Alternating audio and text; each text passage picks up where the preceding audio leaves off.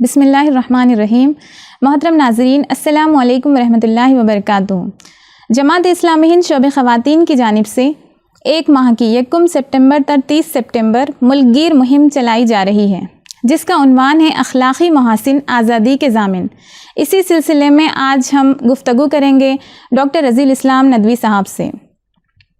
Doctor رضی الاسلام ندوی صاحب کی شخصیت سے ہر کوئی واقف ہے، آپ کا مختصر تعارف دیتی چلوں۔ مولانا ڈاکٹر رضی الاسلام ندوی صاحب جماعت اسلامی ہند کے مرکزی سیکریٹری ہیں۔ آپ شریعہ کونسل کے بھی سیکریٹری ہیں، مجلس نمائندگان اور مرکزی مجلس شورا کے رکن ہیں، آل انڈیا مسلم پرسنل لا بورڈ کے ممبر ہیں، مولانا ادارے تحقیق و تصنیف کے صدر بھی ہیں۔ اس کے علاوہ مولانا مصنف بھی ہیں اور مترجم بھی ہیں۔ مولانا نے 40 سے زائد کتابیں لکھی ہیں اور تقریباً 17 کتابوں کا آپ نے ٹرانسلیشن کیا ہے۔ مولانا مدرسہ ندوۃ العلماء سے عالم اور فاضل ہیں، ساتھ ہی BMS اور MD ڈاکٹر بھی ہیں۔ مولانا کا اس پروگرام میں ہم تہہ دل سے استقبال کرتے ہیں۔ مہم کے عنوان پر ہی پہلا سوال میرے ذہن میں آ رہا ہے کہ مہم کا جو عنوان ہے اخلاقی محاسن آزادی کے ضامن، اس میں لفظ اخلاقیات کو آزادی کے ساتھ کیوں جوڑا گیا؟ آزادی اور اخلاقیات کا آپس میں کیا تعلق ہے، اس پر روشنی ڈالیے۔ بسم اللہ الرحمن الرحیم، نحمدہ و نصلی علی رسول الکریم۔ سب سے پہلے تو میں شعبہ خواتین جماعت اسلامی ہند کو مبارکباد دینا چاہتا ہوں کہ انہوں نے اس مہم کی منصوبہ بندی کرتے ہوئے اخلاقیات کے موضوع کا انتخاب کیا اور اس پر پوری 1 ماہ کی مہم طے کی۔ موجودہ دور کا یہ انتہائی اہم موضوع ہے، اگرچہ اس میں پوری جماعت کو شامل کیا گیا ہے اور تمام کیڈر اس میں انوالو ہے، لیکن چونکہ یہ مہم خواتین کی طرف سے ہے اس لیے وہ اس کو لیڈ کر رہی ہیں اور ان کی طرف سے خصوصی پروگرام منعقد کیے جا رہے ہیں۔ جیسا کہ بتایا گیا کہ مہم کا مرکزی عنوان ہے محاسن اخلاق آزادی کے ضامن۔ اخلاق کو آزادی کے ساتھ کیوں جوڑا گیا ہے؟ اس لیے کہ موجودہ دور میں آزادی کے نام سے ہر طرح کی بے حیائی کو کھلی چھوٹ دی جا رہی ہے۔ آزادی بظاہر ایک اچھا لفظ ہے، اٹریکٹیو لفظ ہے، ایسا معلوم ہوتا ہے کہ آزادی موجودہ دور کی ایک بہت بڑی نعمت ہے، لیکن دنیا کے طاقتور لوگ، سرمایہ دار لوگ اس لفظ کا بری طرح استحصال کر رہے ہیں اور خاص طور سے عورتوں کو، لڑکیوں کو اس کا نشانہ بنا رہے ہیں۔ عالمی سطح پر ہم دیکھتے ہیں کہ آزادی کے نام سے عورتوں کو واسطہ بنا کر ہر طرح کی اخلاق سوز حرکتیں کی جا رہی ہیں، عریانیت، فحاشی، آوارگی کو بڑھاوا دیا جا رہا ہے اور اس چیز کو مغربی ممالک سے آگے بڑھ کر مسلم ممالک میں، عالم اسلام میں بھی درآمد کرنے کی کوشش کی جا رہی ہے اور خود ہم اپنے ملک میں اس کے مظاہر دیکھ رہے ہیں۔ عورتوں کی طرف سے یہ نعرہ بلند کیا جا رہا ہے، میرا جسم میری مرضی، گویا کہ میں اپنی مرضی کی مالک ہوں، میں جس طرح چاہوں، جو چاہوں، میرے دل میں جو کچھ آئے وہ مجھے کرنے کی آزادی۔ تو یہ جو آزادی کا جو ایک نام نہاد تصور ہے، اس نے انسانی سماج میں بہت زیادہ برائیاں عام کر دی ہیں، اخلاقیات کا جنازہ نکال دیا ہے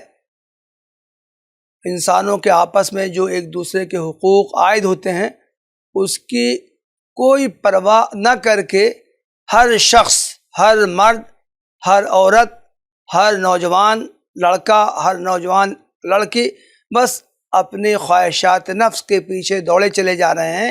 اور شیطان کے بہکاوے میں آ کے جو کچھ کر رہے ہیں وہ انتہائی اخلاق سوز ہے، اور یہ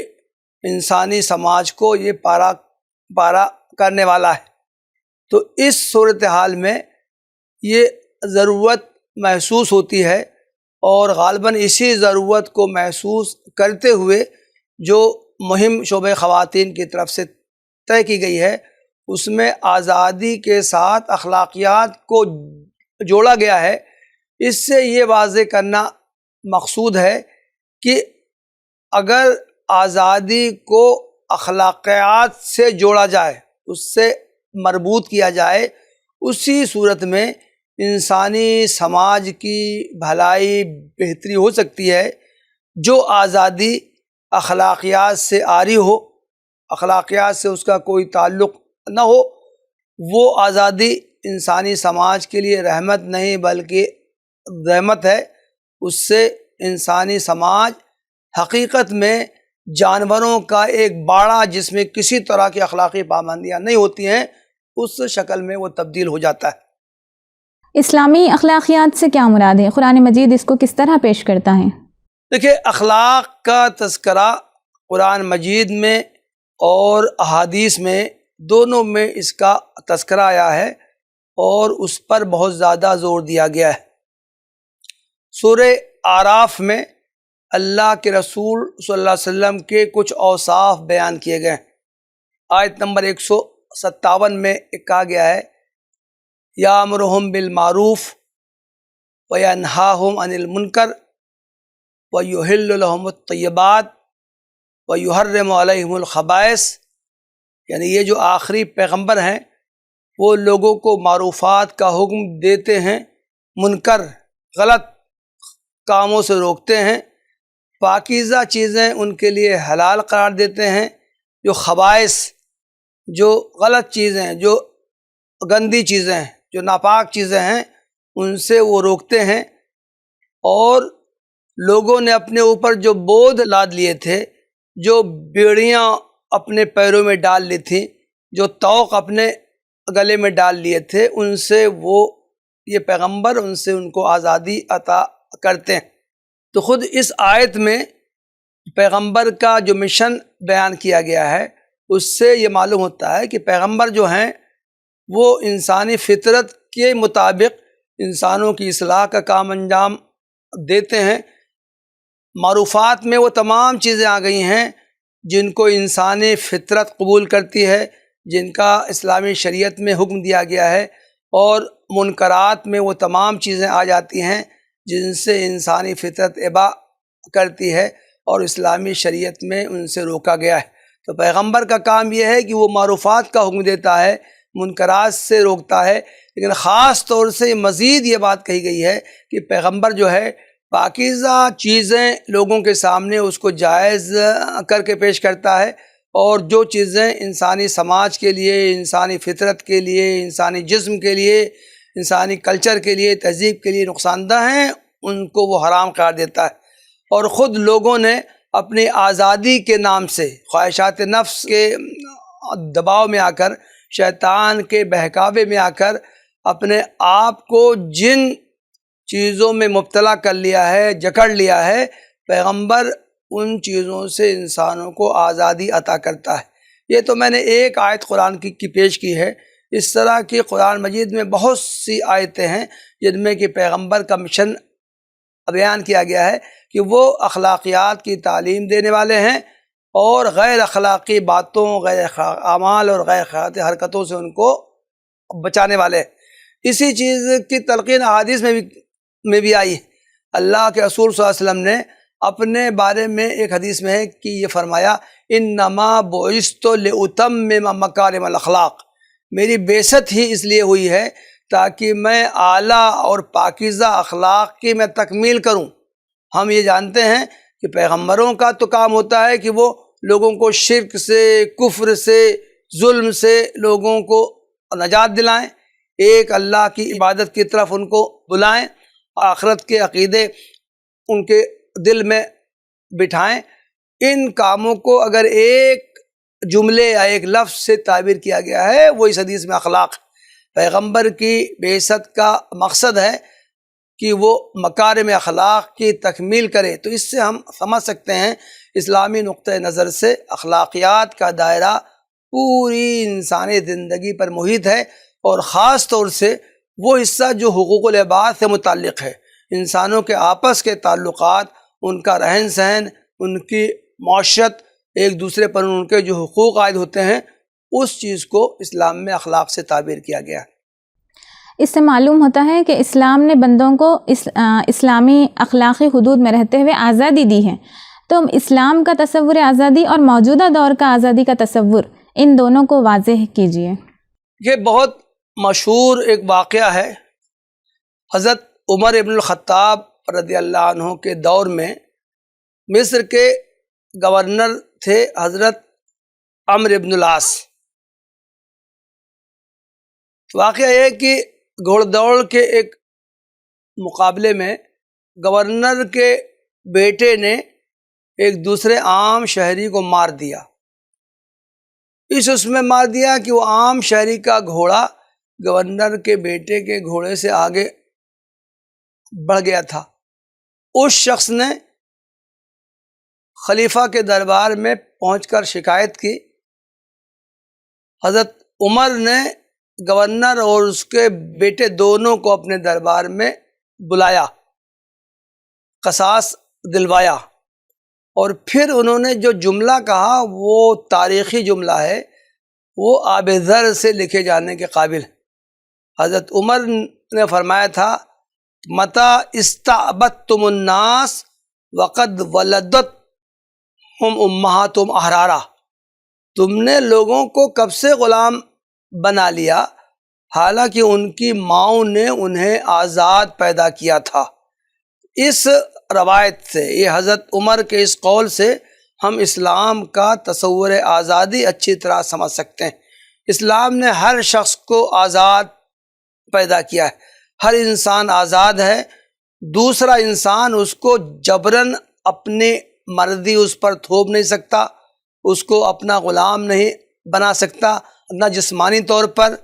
نہ فکری طور پر۔ آزادی رائے ہر انسان کو حاصل ہے، آدمی جو چاہے عقیدہ رکھے، جو چاہے فکر رکھے، جس طرح سوچے، اس پر نہ تو جسمانی طور پر اور نہ فکری اور معنوی طور پر کسی انسان کو دوسرے انسان پر اپنی مرضی تھوپنے کا حق نہیں۔ یہ ہے اسلام کا حقیقی تصور آزادی۔ لیکن اس کا مطلب یہ نہیں جو مغرب میں آزادی کا جو تصور دیا گیا کہ ہر شخص آزاد ہے، جو چاہے کرے، جیسی چاہے وہ فکر اختیار کرے، بے محابہ آزادی جس کے کوئی حدود و قیود نہ ہوں، یہاں تک کہ گندے کام کرنے کی آزادی۔ جو مغرب میں ویسٹ نے جو خاص طور سے سماجی زندگی میں، عائلی زندگی میں، خاندانی زندگی میں آزادی کا جو تصور دیا ہے، اس کے نتیجے میں تو نظام خاندان جو ہے، خاندان کا جو انسٹیٹیوشن ہے، وہ بالکل تباہ و برباد ہو کے رہ گیا ہے۔ خاندان تو اس چیز کا نام ہے کہ مرد عورت اخلاقیات کے پابند ہوں، ایک دوسرے کے حقوق ادا کریں، اور پھر خاندانی زندگی میں امن و سکون کے ساتھ، الفت و محبت کے ساتھ نئی نسل کی اپنی اولاد کی پرورش کریں۔ لیکن مغرب نے تو یہ سکھایا ہے کہ ہر انسان آزاد ہے، سیکس کے معاملے میں بھی آزاد ہے، میاں بیوی بھی آپس میں ایک دوسرے سے تعلقات کے بارے میں آزاد ہیں، ازدواجی رشتہ میں رہتے ہوئے بھی مرد کو آزادی ہے، وہ جس طرح چاہے اپنی جنسی خواہش پوری کرے، عورت کو آزادی ہے کہ وہ جس طرح جنسی خواہش پوری کرے۔ کسی طرح کی خاندانی حدود، شوہر بیوی کے ایک دوسرے کے حقوق، ان سب کی کسی طرح کی کوئی پابندی کی ضرورت نہیں ہے، بلکہ اس چیز نے تو آگے بڑھ کر جو LGBT کا جو ایک نیا تصور 21ویں صدی کی جو دین ہے، کہ گویا کہ جو جتنے جنسی انحرافات ہو سکتے ہیں ہر انسان کو آزادی ہے کہ وہ جو تصور بھی اپنے پا رکھیں، جس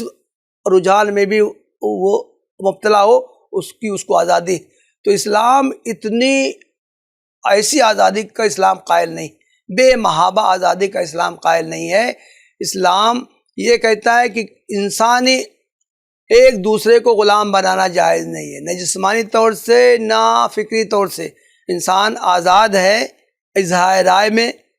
لیکن اس کا مطلب یہ نہیں ہے کہ ایک انسان دوسرے انسانوں کے حقوق کو پامال کرے، دوسروں پر ظلم کرے، دوسروں کو وہ ستائے، دوسرے انسانوں کے جو حقوق اس پر عائد ہوتے ہیں ان حقوق کو ادا کرنے سے انکار کر دے۔ خلاصے کے طور سے ہم یہ کہہ سکتے ہیں کہ ویسٹ کا جو تصور آزادی ہے وہ کسی طرح کی کوئی پابندی قبول نہیں کرتا، جبکہ اسلام نے انسان کو جو آزادی دی ہے اس کو اخلاقیات کے ذریعے پابند کیا ہے، اخلاقیات کا بیریئر لگایا ہے کہ انسان یقیناً آزاد ہے لیکن وہ اخلاقیات سے ماورا نہیں ہو سکتا ہے، اخلاقیات کو چھوڑ کر شیطان کا بندہ بن جائے، اپنے نفس کی خواہشات کو پورا کرنے میں لگا رہے، اس کی اس کو آزادی نہیں دی جا سکتی۔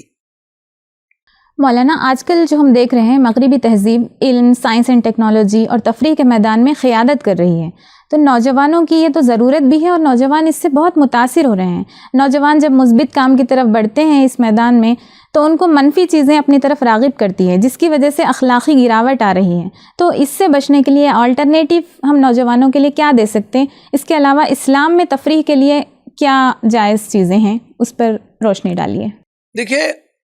جس تہذیب کا غلبہ ہوتا ہے اس تہذیب کے جو مظاہر ہوتے ہیں،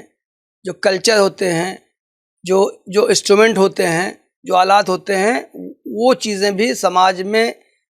رائج ہو جاتی ہیں، غلبہ پا لیتی ہیں، چنانچہ جو نئی نسل ہے، جو نوجوان ہے، ان کی طرف راغب ہوتے ہیں۔ اگر ہم یہ سوچیں کہ ہم اپنی نئی نسل سے جدید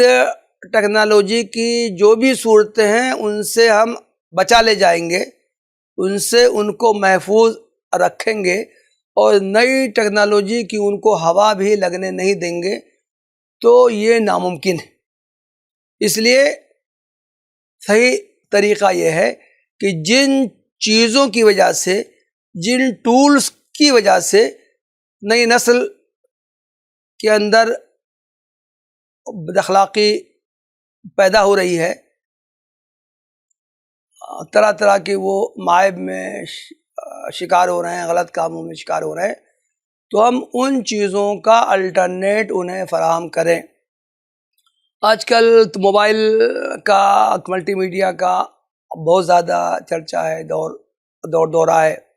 موبائل پر بہت زیادہ تفریح کی چیزیں ہیں، کھیل کی چیزیں ہیں،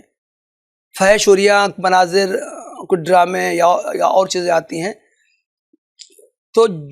جو لوگ یہ آرٹ کلچر میں جو دلچسپی جو رکھتے ہیں،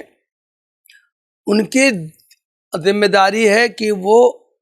ان چیزوں کا الٹرنیٹ ایسا فراہم کریں جن سے کہ نوجوانوں کی دلچسپیاں بھی قائم رہیں، وہ ان کی طرف مائل ہوں، ان کو استعمال کریں، اور آہستہ آہستہ ان کی گویا کہ اخلاقی اعتبار سے ان کی کو تربیت بھی ہو، وہ ان عریاں اور فحش چیزوں کے بجائے ان چیزوں سے دلچسپی محسوس کریں۔ کچھ ڈرامے وغیرہ، فلمیں یا ایسی چیزیں، مختصر ویڈیوز، کلپس وغیرہ جو کہ دعوتی یا تربیتی اصلاحی مقصد سے تیار کیے جائیں اور بڑے پیمانے پر ان کو عام کیا جائے، تو اسی طرح ہم اپنے نوجوان اور نئی نسل کی توجہ ان فحش اور اخلاق سوز چیزوں سے ہٹا کے ان اچھی تعمیری اور اصلاحی چیزوں کی طرف مائل کر سکتے ہیں۔ ایک بات میں یہ عرض کر دوں کہ اسلام نے تفریح سے منع نہیں کیا ہے، تفریح سے نہیں روکا ہے، لیکن اس کے بھی اس نے حدود متعین کیے ہیں۔ حیا اسلام کی ایک نمایاں ترین وصف ہے۔ عریانیت کو اسلام سخت ناپسند کرتا ہے۔ مردوں اور عورتوں کا، نوجوان لڑکیوں اور لڑکیوں کا اختلاط، اسلام اس پر سخت پابندی عائد کرتا ہے۔ یہ چیزیں چاہے حقیقت کی دنیا میں ہوں یا یہ کہ کچھ ایسے کوئی پروگرام سوشل میڈیا پر عام کیے جائیں، ایسے پروگرام بنائے جائیں جن میں کہ مردوں عورتوں کا بہت زیادہ اختلاط ہو، تو یہ چیزیں اسلام ان کو نہیں پسند کرتا ہے۔ تو اسلام نے جو حدود و آداب جو بیان کیے ہیں ان کی رعایت کرتے ہوئے نوجوانوں کی دلچسپی کے تفریح چیزیں بھی تیار کی جا سکتی ہیں۔ جی جزاک اللہ مولانا۔ تہذیبی جارحیت کو مضبوط جنگی ہتھیار کے طور پر استعمال کیا جا رہا ہے۔ میڈیا کے مضبوط پروپیگنڈے کے ذریعے سے عام لوگوں کے قوموں کے ذہنوں کو مسخر کیا جا رہا ہے، اور عام لوگوں کی سوچ ان کے مطابق نہیں سوچ سکتے، وہ ان کی سوچ چھین کر مشین کے مطابق ان کی سوچ ہو جا رہی ہے۔ تو اس جارحیت کے نتیجے میں لوگ مذہب سے دور اور بیزار ہو رہے ہیں، جس سے اخلاقی برائیاں زیادہ دیکھنے میں آتی ہیں۔ تو امت کو اخلاقی اس تہذیبی جارحیت سے کس طرح بچایا جا سکتا ہے، اس پر رہنمائی فرمائیں۔ اس تعلق سے میں بس اکبر الہ آبادی کے ایک شعر کے ذریعے اپنی بات رکھوں گا۔ اکبر الہ آبادی کے بارے میں یہ مشہور ہے کہ انہوں نے اپنے اشعار کے ذریعے ہنسی مذاق میں، ایک تفریحی انداز میں بڑے نکتے کی باتیں انہوں نے کہی ہیں۔ ان کا مشہور شعر ہے، یوں قتل سے بچوں کے وہ بدنام نہ ہوتا، افسوس کی فرعون کو کالج کی نہ سوجھی۔ فرعون کے بارے میں تو مشہور ہے کہ اس نے بنی اسرائیل کے ہزاروں بچوں کو قتل کیا تھا۔ تو اکبر الہ آبادی بڑے تلمیح اختیار کرتے ہوئے وہ کہتے ہیں کہ فرعون قتل کرنے کے بجائے ایک کالج کھول دیتا جس میں کہ بنی اسرائیل کے بچوں کا داخلہ کر دیتا، تو تعلیم کے نام پہ وہ ہر طرح کی بد اخلاقی سیکھتے، اس طرح ان کا کام تمام ہو جاتا۔ تو یہ بالکل صحیح ہے کہ تہذیبی جارحیت جو ہے وہ موجودہ دور کا بہت بڑا فتنہ ہے۔ تعلیم کے نام پر، آرٹ کے نام پر، کلچر کے نام پر مغرب نے یہی کچھ جو سکھایا ہے وہ سراسر نوجوانوں کو دین سے دور کرنے والا ہے، اپنے بنیادی انسانی قدروں سے دور کرنے والا ہے، ہر طرح کی بے-حیائی، فحاشی اور عریانیت کو پروموٹ کرنے والا ہے۔ تو یہ موجودہ دور کا یہ جو فتنہ ہے، اس سے بچانے کے لیے بھی امت کے جو سنجیدہ لوگ ہیں، دانشور ہیں، جو امت کی فلاح و بہبود کی فکر کرتے ہیں، ان کو اس تعلق سے بھی سوچنا ہے۔ اس کے لیے اصلاحی و تدابیر بھی اختیار کرنی ہے، ایسی چیزوں کو پروموٹ کرنا ہے جس سے کہ یہ جو تہذیبی جارحیت کا جو سیلاب آ رہا ہے، جو ہمارے نوجوانوں کو بہا کر لے جا رہا ہے، اس پر اب بند لگے اور ان کی دین و ایمان کی ان کی حفاظت ہو۔ یہ موجودہ دور کا ایک بہت اہم کام ہے۔ اس کام کی انجام دہی کے لیے مختلف تدابیر اختیار کی جا سکتی ہیں۔ تو جس طرح شعبہ خواتین یہ مہم بنا رہی ہے پورے 1 مہینے کی، اس مہم میں چھوٹے بڑے ہر طرح کے، ہر علاقے میں، ہر جگہ، ہر صوبے میں، ہر شہر میں خواتین کے، بچوں کے، لڑکوں کے، لڑکیوں کے، کیڈر کے تمام طبقات کے، عام لوگوں میں، نہ صرف مسلمان بلکہ غیر مسلموں میں بھی جو اس طرح کے جو پروگرام ہوں گے، تو اس طرح کی مہمات بھی اخلاقیات کو عام کرنے کی اور بے حیائی، عریانی اور فحاشی کا ازالہ کرنے میں کی ایک مؤثر تدبیر وہ ہو سکتی انشاءاللہ۔ مولانا، بہت سی مسلم خواتین اپنی اور سماجی ضروریات کے پیش نظر اعلیٰ تعلیم بھی حاصل کر رہی ہے اور مختلف میدانوں میں جابس بھی کر رہی ہے، جہاں ان کو مخلوط ماحول میں کام کرنا پڑتا ہے، جس سے اخلاقی مسائل پیدا ہونے کا اندیشہ ہے، تو اس سے نمٹنے کے لیے آپ مسلم خواتین کو کیا رہنمائی دینا چاہتے ہیں؟ دیکھیے، ایک بات تو یہ کہ اسلام کا جو نظام خاندان ہے وہ اسلام نے یہ صراحت سے حکم دیا ہے کہ خاندان کی کفالت کی ذمہ داری مرد کی ہے، عورتوں کو مال کمانے کے لیے، ملازمت کرنے کے لیے کچھ نہیں کرنا ہے، وہ گھر بیٹھیں، بچوں کی تربیت کریں، خاندان کے اور جو کام کریں، جو ذمہ داریاں ہیں، اور کفالت کرنے کا سارا بار اسلام میں مردوں پر عائد کیا گیا ہے۔ لیکن عورتوں کو کام کرنے سے اسلام نے نہیں روکا ہے، اور اگر کوئی ضرورت ہے خاندان کی، خود عورت کی یا سماج کی بھی کوئی ضرورت ہے، اس کو انجام دینے کے لیے عورت گھر سے باہر نکل سکتی ہے، تجارت کر سکتی ہے، زراعت کے کام کر سکتی ہے، سیرت و حرفت کے کام کر سکتی ہے، وہ ملازمت اختیار کر سکتی ہے۔ ان تمام کاموں کی عورت کو اجازت ہے، لیکن شریعت نے دو بنیادی احکام دیے۔ ایک تو کہ عورت جہاں بھی کام کرے وہاں خلوت کے مواقع نہیں ہونا چاہیے، بچنے کی کوشش کرنی چاہیے۔ خلوت کا مطلب یہ ہے کہ کوئی مرد، کوئی عورت تنہا کسی ایسے مقام پر جہاں کی کسی کو آنے کی اجازت نہ ہو، وہ تنہائی میں نہ رہے۔ اور دوسری جو بنیادی جو حکم ہے، اختلاط نہیں ہونا چاہیے۔ 10 مرد 10 عورتیں ایک جگہ کام کر رہی ہوں، وہ کھل مل کے نہ رہیں، بلکہ وہ الگ الگ رہ کے وہ کوئی بھی کام انجام دے سکتی ہیں۔ تو یہ جو دو بنیادی احکام ہیں، خلوت نہ ہو، اختلاط نہ ہو، تو جو عورتیں اپنی یا سماج کی ضرورت سے باہر کام کرنے پر مجبور ہیں، جاب کرتی ہیں، انہیں کوشش کرنی چاہیے کہ اسلام کی جو دو یہ بنیادی احکام ہیں، حتی الامکان اس پر وہ عمل کرنے کی کوشش کرے۔ جہاں کہیں کوئی مجبوری ہو یا بہت مختصر وقت کے لیے یہ احکام پامال ہوتے ہو، تو اس سے حتی الامکان بچنے کی بھی کوشش کریں، اللہ تعالیٰ سے توبہ استغفار بھی کریں۔ کوئی بھی عورت جو حساس ہو، دین کی ان بنیادی تعلیمات کے بارے میں حساس ہو، وہ جاب کرتے ہوئے بھی اپنی حفاظت کی وہ تدابیر اختیار کر سکتی۔ جی بہت شکریہ مولانا بہتر رہنمائی کے لیے۔ آخری سوال آپ سے یہ ہے کہ آج وقت کی اہم ضرورت ہے کہ لوگوں میں اخلاقی اقدار کو پروان چڑھایا جائے اور برائیوں کی روک تھام ہو، لیکن دیکھا جاتا ہے کہ مساجد کے ائمہ اور خطیب حضرات کا اس طرف رجحان نہیں ہے، تو ایسی صورتحال میں تحریک اسلامی اپنا کیا رول ادا کر سکتی ہے؟ اس پر روشنی ڈالیے۔ کہ معاشرے کی اصلاح کے لیے جو مساجد کا جو نظام ہے، میں سمجھتا ہوں کہ یہ ایک بہت طاقتور ایک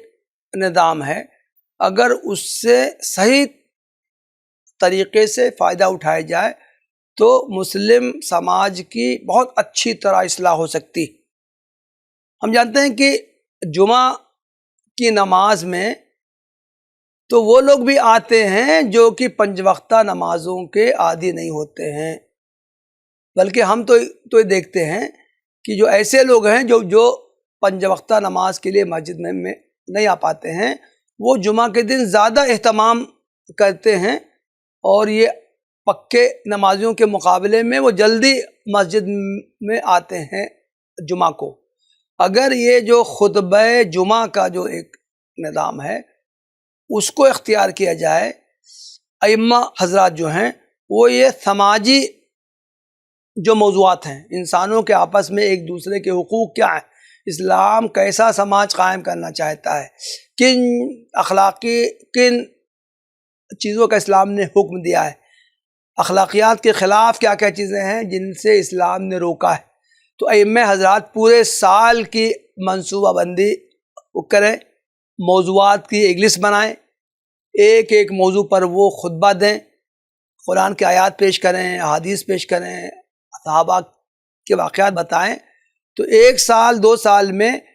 اسلام کے تمام سماجی، خاندانی، عائلی موضوعات کا احاطہ کیا جا سکتا ہے۔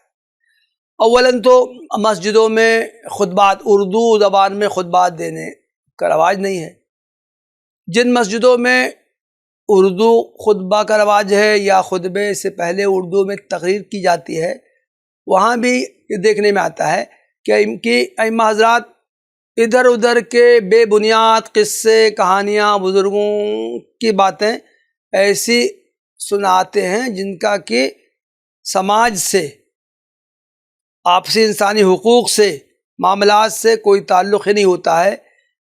10 15 20 منٹ کی تقریر، آدھے گھنٹے کی تقریر ہو جاتی ہے، لیکن لوگوں کو اسلام کی بنیادی تعلیمات کے بارے میں کوئی رہنمائی نہیں ملتی۔ ہم نے جماعت اسلامی کے شعبہ مساجد و خطبات جمعہ کے ذریعے کوشش کی ہے کہ اس پہلو کی طرف ائمہ اور خطبہ کی ہم توجہ مبذول کرائیں۔ ہم نے ایک مثالی مسجد کے نام سے خاکہ تیار کیا ہے کہ ایک مسجد میں 5 وقتہ اور جمعہ کی نماز کے علاوہ اور کیا کیا دینی سرگرمیاں انجام دی جا سکتی ہیں۔ اسی طرح ہم ادھر کچھ عرصے سے ہر ہفتے ایک خطبہ جمعہ تیار کر کے پورے ملک میں اس کو عام کرتے ہیں، لوگوں کو بھیجتے ہیں، تاکہ اس کی روشنی میں ائمہ و خطبہ کی تیاری کریں